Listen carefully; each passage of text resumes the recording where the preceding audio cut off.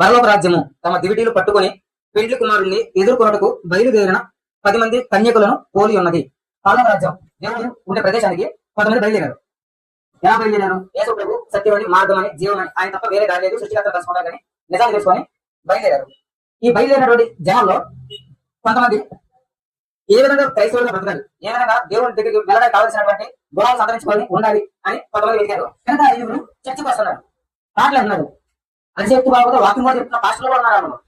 చర్చికి వస్తున్నారు. ఇంతకుముందు ఇంటి దగ్గరికి వెళ్ళేవాళ్ళు ఇప్పుడు ఎక్కడికి వస్తున్నారు. ఏమి మారల. బయట జీవితం బయటే, ఇక్కడ జీవితం ఎక్కడ అన్నట్టు బ్రతుకుతున్నారు.